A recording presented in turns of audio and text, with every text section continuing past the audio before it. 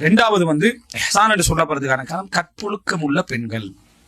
கற்பொழுக்கம் உள்ள பெண் அப்படின்னு சொன்னால் அந்த பெண் வந்து குடும்பத்துக்கு நம்பிக்கையாகவும் கணவனுக்கு நம்பிக்கையாகவும் ஒழுக்க விஷயத்துல இருக்கிறவர். அதுல இஸ்லாமிய வரைவிலக்கணம் என்றது ஒன்று இருக்குது.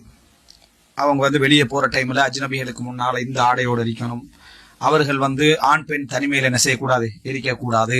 ஒரு அந்நிய ஆணோடு பேசுறதாக இருந்தால் தேவை ஏற்பட்டால் மட்டும்தான் ஒழுக்கமான ஆடைகளோடு பேசணும். இந்த மாதிரி விஷயங்கள்லாம் இருக்குது. ஆனால் இஹ்சான் என்றது உலகத்துல ஒரு பொதுவான வார்த்தை. ஒழுக்கம் கற்பு என்றது, ஒழுக்கம் கற்பு என்றது உலகத்துல பொதுவான ஒரு வார்த்தை. எனவே ஒரு பெண்ணிடத்தில் இஸ்லாம் திருமணம் முடிக்கிற நேரத்துல மிகவும் வரவேற்கத்தக்க ஒரு இடத்துல, இங்கே நல்லா அவதானிச்சுக்கணும், மார்க்கப்பற்று வரவேற்கத்தக்க இடத்துல, மிகவும் வரவேற்கத்தக்க இடத்துல இஸ்லாம் வச்சு.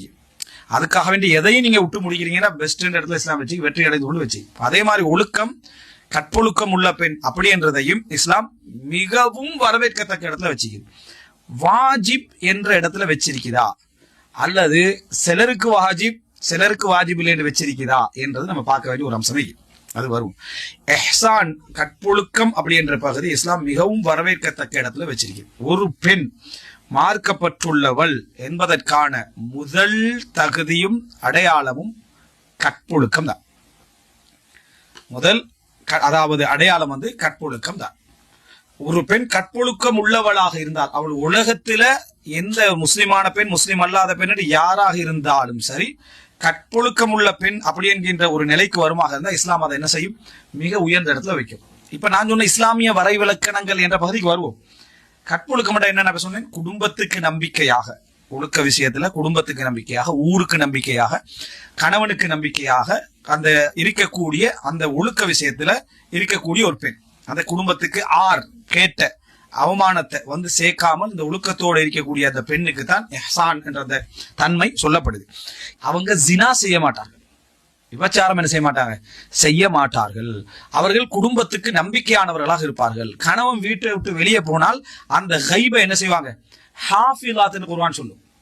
அவர்கள் வந்து என்ன, தங்களோட கற்பொழுக்கத்தை கணவனுக்காக பாதுகாத்துக் கொள்வார்கள். இந்த தன்மை உள்ளவர்கள், இந்த தன்மை உள்ளவர்கள் அப்படின்றத தான் இஸ்லாம் அங்க சொல்லுது. கற்பொழுக்கம் தான் ஒரு பெண்ல பார்க்க வேண்டிய ஒரு விஷயம். திருமணத்துடைய கருவே கற்பு தான், ஒழுக்கம் தான், கணவனுடைய மேற்பார்வை. கணவன் வெறுத்தால், உலகமகா ஒழுக்கம் உள்ள உயர்ந்த தலைவராய்ந்தால் நீ பேசக்கூடாது.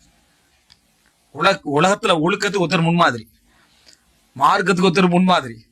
ஆனா மார்க்கப்பட்டுள்ள ஒரு கணவன் அவர் என்ன சொல்றாரு, நீ அவரோட என்ன செய்யாத, பேசாத, அவரோட மார்க்க உரைகளை கேட்காதன்னு நீ கேட்க கூடாது, பார்க்க கூடாது.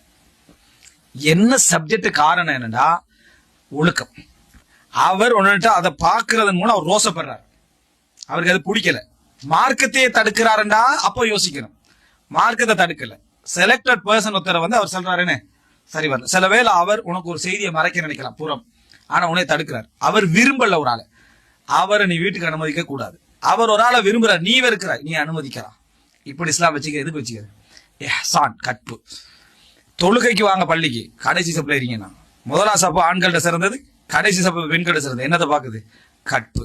எஹராமுக்கு நம்ம வேற துணி உடுக்கணும், தைத்த துணி என்ன செய்யக்கூடாது, உடுக்கக்கூடாது. பெண்களுக்கு அதே ட்ரெஸ்ஸோட வாங்கன்னு சொல்லுது. என்ன பாக்குது, கற்பு. ஹஜ்ஜி கடமை, உம்ரா கடமை, மஹரம் இல்லையா போகாதீங்கன்னு சொல்லுது, கற்பு. வீட்டுல தொழுவுற சிறப்புன்னு சொல்றது, பின்னாலிக்கிறது என்னது, கற்பு. எனவே கற்பு இஹ்சான் என்றதுதான் ஒரு பெண்ணுடைய விஷயம்.